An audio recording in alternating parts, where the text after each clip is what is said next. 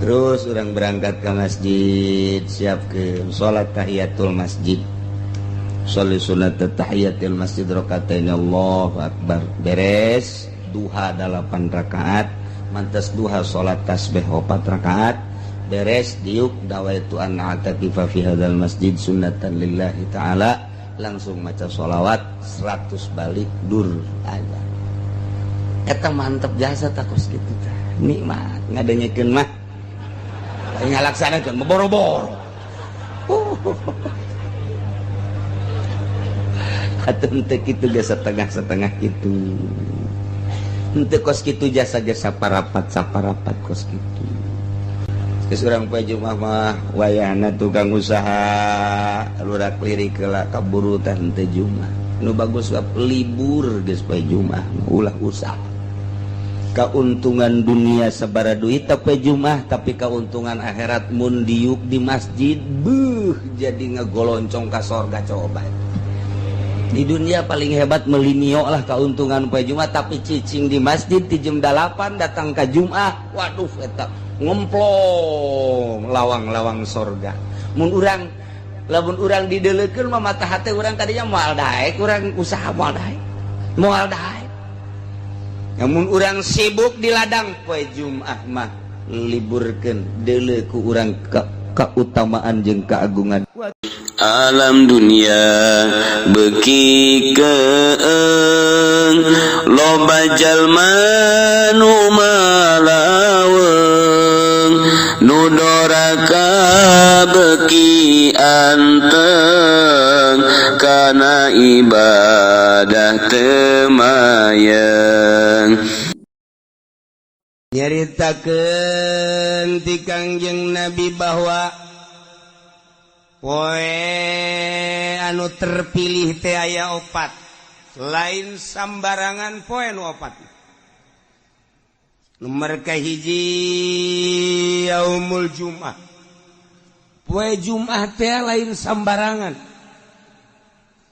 Lantaran dina poe Jumat teh fiha sa'atun la yuwafiquha 'abdun muslimun yas'alullaha ta'ala syai'an min amri dunya wal akhirah illa atahu iyyahu. Ku Gusti Allah di jero poe Jumat teh aya hiji jam, aya hiji waktu anu teu pati ngakuran manusia. Seorang muslim di jero eta waktu kemudian menta baik urusan dunia maupun urusan akhirat langsung bakal dibere ku Gusti Allah. Poe Jumat tinggal jam sabaraha teu dibejakeun ku Kangjeng Nabi. Apakah tas subuh, apa jam genep, apa jam 7, apa 8, 9, 10, apakah jam 12, apakah mantes Jumat atau asar, teu dibejakeun ku Kangjeng Nabi. Maksud teu dibejakeun abe full sapoe Jumat teh ulah ka mana? Ulah ka mana? Coba lamun dijelaskeun. Oh, ieu teh waktuna teh jam 12 atau jam 12 kabehan. Ngintip jam 12. Atawa jam hiji ngintip jam henteu. Pokona mah sapoe Jumat bae. Ulah aya nu sempet-sempet ka pasar. Ulah aya nu sempet ka kantor. Bangkrut negara. Ulah aya nu sempet bae ka mana ka sawah pa Jumat mah. Geus bae ge kelan tasbih bae. 10 tasbihna, 9 jual hiji. Atuh siapa jualan kana bae. Nah, ieu pa Jumat lain lalagaan. Sebut naga Sayyidul Ayyam, rajana poe Jumat. Mentak diprediksi mungkin bae waktu ijabahna teh sabada azan Jumat. Sabada azan. Tah, sabada azan di dinya waktu ijabah. Cik sakaol sabada salat sunah. Begitu azan langsung sholat tas setelah sholat sunnah. Ciksa kaul mah memeh imam naik ka mimbar jijinya gegeraan menta. Begitu imam keur naik, ya Allah menta dunia Gusti. Mobil. Teu parugu. Ulah di empat isin. Jero hate bae. Siksa kaul antara khutbah 2. Khutbah kahiji diuk tah di jero diuk dirinya waktu ijabah. Siksa kaul beres khutbah kedua memeh dilaksanakeun salat Jumat. Siksa kaul ta salat Jumat. Siksa kaul deui jam 1. Cek sakaul deui mah bada asar. Cek sakaul deui mah memeh adzan magrib. Tanu mantak poe Jumat mah geus bae ngintip jam bae. Di mana asal didinya pas urang mentang geus. Dibere langsung. Asal urang pas di waktu eta geus. Masyaallah. Ngan modelna eta ongkos Lailatul Qadar. Lailatul Qadar teh kan teu dijelaskeun ngan kebiasaan malam ganjil padahal mah teu kitu. Kebiasaan malam lilikuran padahal teu kitu. Bebelasan gaya nu manggihan Lailatul Qadar. Abah nyongsrong urang Lailatul Qadar dengan modelna asal aya Lailatul Qadar bae malam eta urang tunduh. Dibentah-bentah ke kieu asa di mana gitu. Tak ieu ge waktu ijabah teh kos kitu. Poe Jumat. Guys, nomor 1 poe Jumat. Nomor kedua Yaum Arfah. Poe Arfah lain lalagaan eta poe teh ngabogaan nilai anu pohara. Lantaran di mana terjadi poe Arfah yubahillahu taala malaikatahu Allah ngabanggakeun diri terhadap malaikat. Cek Gusti Allah ya malaikati unzuru ila ibadi ja'u susan gubron. Deuleu kumaraneh hamba-hamba aing anu dararatang di berbagai penjuru negara, di pelosok-pelosok dengan penuh karudinan. Poean Arfah mah di Mekah ngan sakadar make 2 helai. Eueuh lu make jas, eueuh lu make dasi teu berarti di hareupeun Allah mah jas jeung dasi. Kedeul banget lagi eueuh nu make endeu ka Arfah asup ka salon teh aya. Eueuh tah dek apel ka salon mah. Ka Allah mah ruwag-ruwig tur kedeul. Boro-boro ngurusan awak, bugu baju ge teu dipake ngan saukur 2 helai. Cek Gusti Allah, hei malaikat pandang ku anjeun. Qad anfaqul amwal. Nyana daratang ka Arfah. Aya nu ngajual sawah, aya anu ngajual mobil, aya anu ngajual buruan imah, aya anu ngajual kebo, berikut jeung anak kotok-anakna. Tuh deuleu menghormati ka aing kabeh ge hayang. Lain bae nu ngoran nini bengking tuh deuleu Gusti. Aki-aki deuleu. Dararata. Hayang nyaos ya malaikat tuh. Nini itu mah tuh embe dijual, kotok dijual, buruan imah dijual jeung anak-anak kotokna. Nah, menghargai ka aing, hayang kapanggih jeung aing. Ternyata horenganan di negara nama pamarentah eta teh horeng ngaleglegan duit nyana.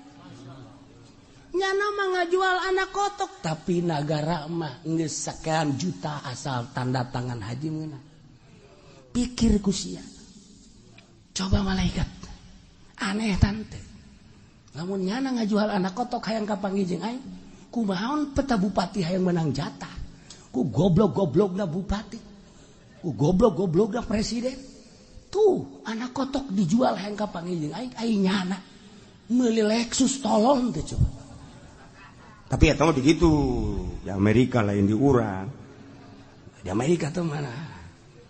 Di Amerika begitu.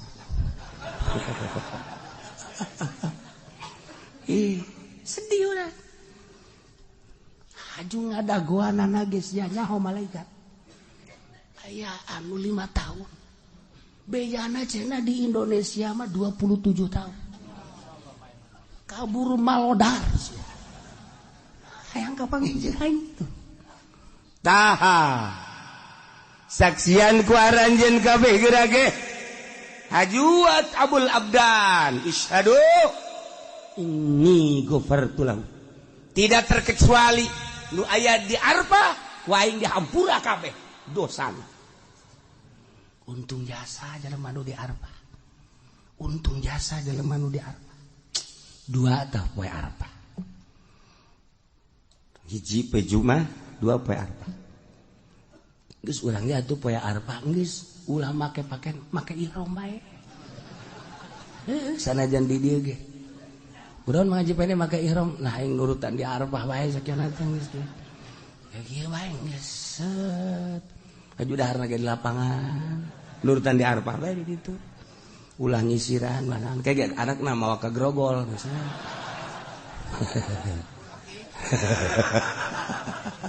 Bapak menjadi berubah sekarang.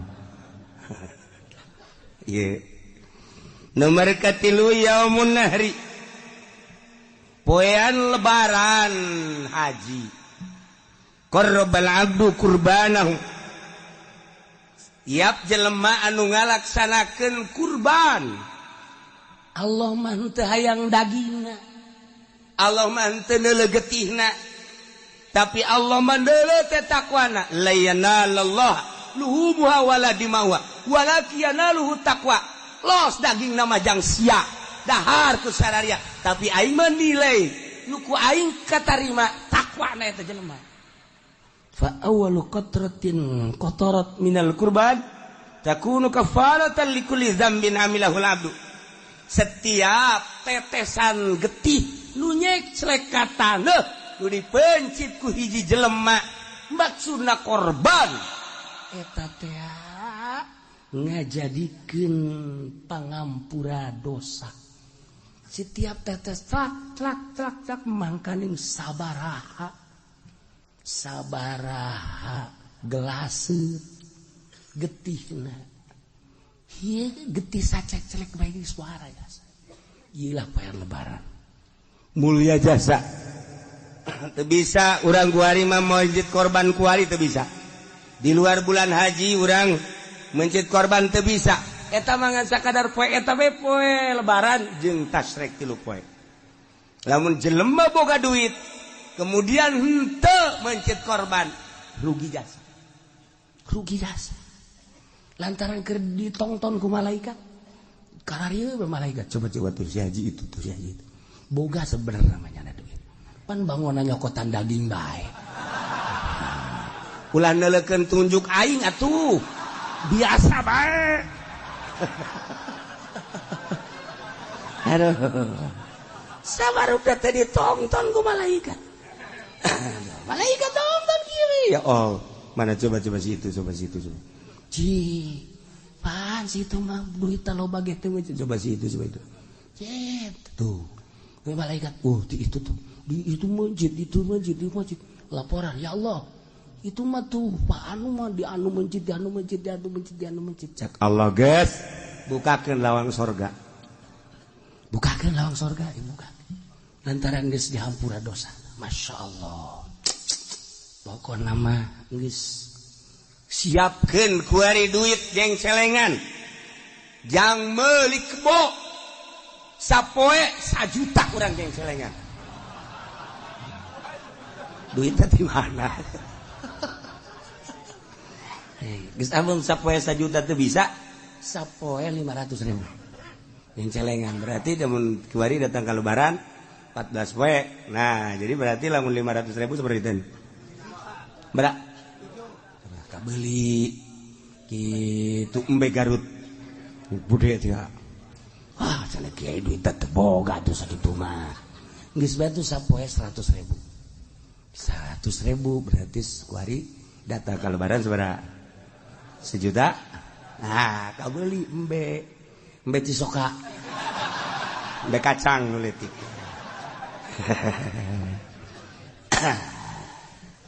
Geus kuari mah lamun jadi tukang ojek, ngojek kuari sapoe-sapoena. Tah duit gojekna sing meunang 1 juta ceng-celengankeun. Cek tukang ojek di mana horeng, Kiai. Boro-boro meunang 1 juta. Kadang-kadang babaturan manuhunnya. Sial dah babaturan. Emang ge ai babaturan menumpang nuhunnya. Kurang heuheuh eta tukang ojek da. Atuh biasa we tapi lamun aya jahe mah. Cet, deuk mayar ge enggak usah. Ikhlas saya mah. Udah jadi langganan aja dah. Saya mah ridho. Sial tuh tukang ojek. Masya Allah. Geus mah deui teu puguh karuh. Eueuh logak naon direm. Gut. Karasa yang nyenud ka dieu. Tukang ojek teu bareres. 2, 3, 4 Yaumul Fitri. Poe lebaran fitri. Eta teh lain sembarangan poe. Lantaran diawali ku puasa. Setelah selesai puasa sebulan, nyana seakan-akan dek nyokot gaji. Berangkat timah masing-masing ke masjid untuk mengambil gaji. Cek Gusti Allah, syahidukum ini qad ghafartulah. Kaing dihampura 4 hiji poe Jumat. Ngeus kolot manggeus bae. Geus poe Jumat ulah ka mana? Geus kolot bang geus bae poe Jumat ulah ka mana? Ulah ka masjid-masjid di imah bae. Teu beres teh kolot. Poe Jumat, Yaum Arfah, lebaran, haji jeung lebaran fitri. Poe nu 4 eta mah lain sambarang. Nah, eta teh Sayyidina Umar teh di mana eta menangna?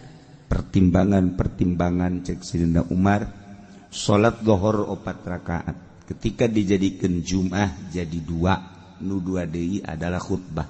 Khutbah teh adalah bagian daripada salat nu 2 rakaat. Mentek teu beunang sambarangan khutbah eta mah ulah ngaco-ngaco sebab salat keneh. Hiji kudu boga wudu, 2 teu meunang ka kitu buka aurat, nomor 3 teu meunang ka pasil. Teu meunang ka pasil lantaran salat keneh. Mata ulah acak-acakan banyak khutbah sagala nyaritakeun kabeh.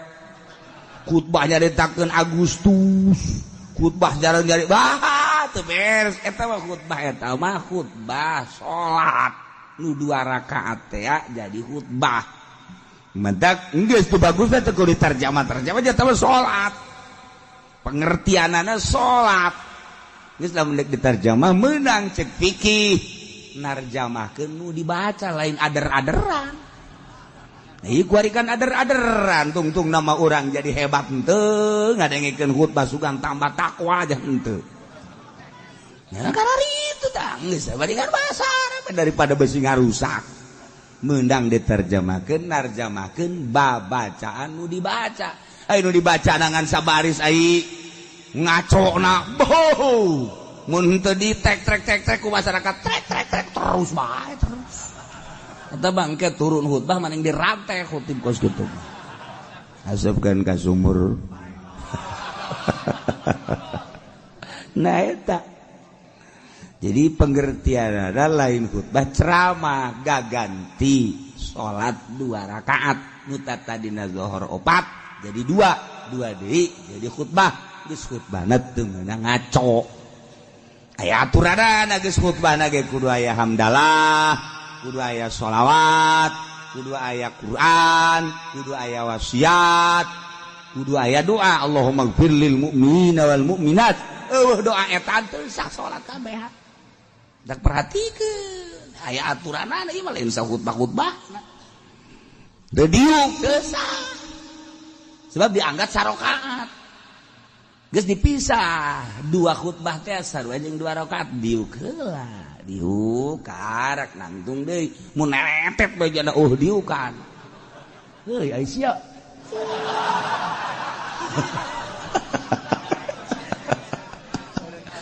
goblok sia aing garusak salat aing sia.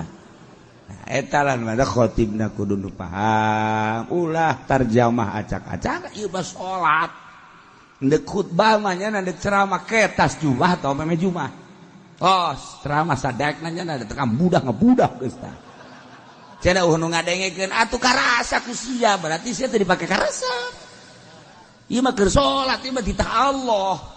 Tungtung nama pan kulantaran salat ieu kan anu ngadengekeun age teu meunang teu ngadengekeun idza sa'idal khatibu 'alal mimbar fala tatakallam wa ma yatakallam fala faqad lagu wa man lagu fala jum'atalah deuk kumaha coba di mana khatib naik ke mimbar ulah ngomong awas urang lamun ngomong berarti lalagaan sia lain keur salat wa man lagu fala jum'atalah teu boga jumat sia teu sah.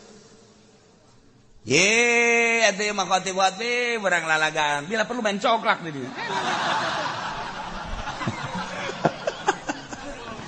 Ye, atuh khotib da kudu duladeuleuh pan ieu kos ge oh berarti robah khutbahna atuh. Geus babarodo masyarakat atuh khotibna kudu pinter. Oh, ngarusak aing khotib khutbah aing. Ulah dipaksakeun. Berarti barodo, geus atuh bere penerangan atuh ku khotib. Bere penerangan ulah datang ka ngarusak salat teh ieu salat Jumat ada rusak atuh kabeh ge dikarubah. Ge acak-acakan. Tah, ieu keur sakalian nyaritakeun Sidina Umar, ieu bulan ieu 40 gaganti ta'zir. Nah, ieu ge khutbah gaganti salat. Nu 2 rakaat jadi khutbah. Handak teu bisa teu meunang teu buka wudu hati-hati. Jeung teu meunang lalagaan. Urang bae urang nu ngadengekeun teu meunang nundutan. Hanya sholat nundutan. Di manggeus adzan Allahu akbar Allahu akbar Allahu akbar Allahu asyhadu an la ilaha illallah. Geus bare nangtungnya masih khusyuk jasa. Aju nu digigireun ngantep deui. Haruba imam geus mulai Allahu akbar bismillahirrahmanirrahim nya kakara kudang. Ya deuk nangtung isin. Deuk diuk bae pan ada salat. Kumaya cekir saya sih hade ya urang heula mimitian sing rapih jangan masjid nu rapih sebab ieu mah Jumat salat ieu mah lain lalagaan bisi aya khatib anu ngaco urang henteu bisa negor khatib pindah salat Jumat pindah ye urang di dunia moal kebel dibawa acak-acakan ku khatib bloon ieu tinyahuan bawa eta salat acak-acakan segala jaritakeun ngaler ngidul ngetan kul tarjamah kudu dibaca lain haju acak-acakan hai tarjamahkeun alhamdulillah hamdan katsiran alhamdulillah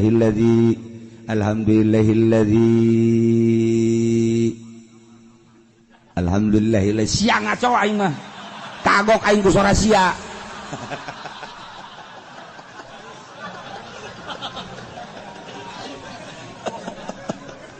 Aduh, Masya Allah. Nah, terjemahkan. Terus ayatnya terjemahkan. Wasiatnya terjemahkan. Ayat diterjemahkan mah. Pernah naon terjemahkan. Usikum. Iya ya bitaqwallah. Kula wasiat ka kaula jeung kamari kabeh takwa ka Allah. Sing hararade. Pernah naon tah. Beres Jumat. Imamna main catur. Pan tadi usikum ayuhan nas tagap ayuhan hai manusia ditatakwa turun khutbah main catur geus bandingan bakeun golok ai sia takwi usikum naon sia hah hayu jeung aing main caturna sia tuh tah eta khotib anu bener ulama yang tujak tunjuk khotib asal khotib nyandakan wasiat malulu ayuhanas ittaqullah waf'alu khairal la'allakum pohana tepah orang-orang kadinya teh ka khotib. Assalamualaikum. Salah. Jangan nonton TV. Aing teh senang khotib kos gitu. Ya Allah, ya Rabbi. Ieu kan salat masalahna. Ai ceramah mah ki pudoli acak-acakan lolos. Utawa lain salat tamanya nama sapira bisnis.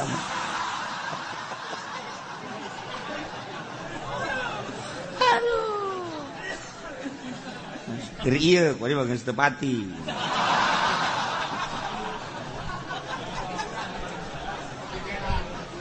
Ya Allah, ya Rabbi Karim. Itu kan ada perubahan-perubahannya nama dia ada perubahan sih atau bencana. Kadangnya aku orang kontop berapa nih. Coba ge, tadi bayar ngomong kan. Aku tuh berapa di kos gitu.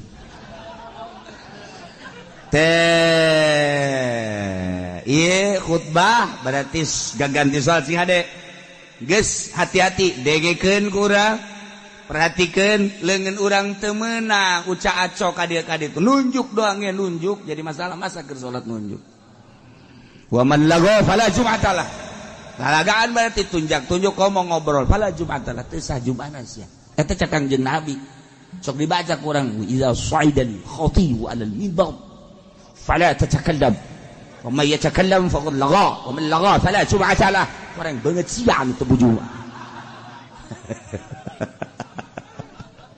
Ya Allah, ya Rabbi. Eta hadis eta kan dibaca. Tu urang mah, ji, sugan teh naon cenah hartina? Makana tanyakeun atuh ji. Sugan teh eta mah hadis naon bae. Idza sa'idal khatib 'alal minbar di mana naik seseorang khatib kana membiun mimbar pada cacakallab ente ulah ngajablog. Wa may yatakallam sahaja lamun ngomong faqad lagha berarti heureuy lalagaan. Wa man lagha fala jum'atalah cak Kangjeng Nabi jelema lalagaan berarti teu sah Jumat. Tah abeh tenget urang besi salat di lembur urang terjemahanana ngaco urang negor teu bisa pindah. Salametkeun awak urang di akhirat aing waduh kos kiamat ieu pan salat ieu mah lain ceramah ieu mah lain. Madak kula pernah di Garut pajubah terus di Bandung salat Jumat milu begitu salat Jumat waduh ngaco ieu mah khutbah acak-acakan kieu langsung zuhur nah zuhuran salat salametkeun salat waduh bahaya pernah deui di Bandung dapat di Bandung ka dieu set pajumah jeung guru malah di Bandung jeung guru ti Cililin dekat dia dekat Banten mampir ka dia poe Jumat hayang poe Jumat nyanan pas situ harita pada larang langsung salat Jumat ti Cililin rada beurang salat Jumat pada larang sarua Jumatna kos gitu Noel zuhur acak-acakan khutbahna salametkeun diri urang tapi ulah yeun fitnah tegor heula ieu teh kapan khutbah ieu mah gaganti salat teu meunang ngaco lamun nyana ngaco bae terus bae pindah urang mah nya terus bae urang nuturkeun ngaco jadi atuh lagi salat ieu mah salat mantak sing hade salamat kan bae engke tanya pan mun ngaji deukeut ka masjid ieu sih kok masjid ka ditu jumahna teu meunang gara pindah-pindah kumaha aing bae. Geus bongan sia ge kumaha sia. Tuh aing kumaha aing. Lain mah haji papan eta teu kapisah masjid imah. Kajeun. Aing mah geus ngaji kos kieu ge sia. Mo so amat aing kadang-kadang so. Tungtung mah gelut bae di dinya.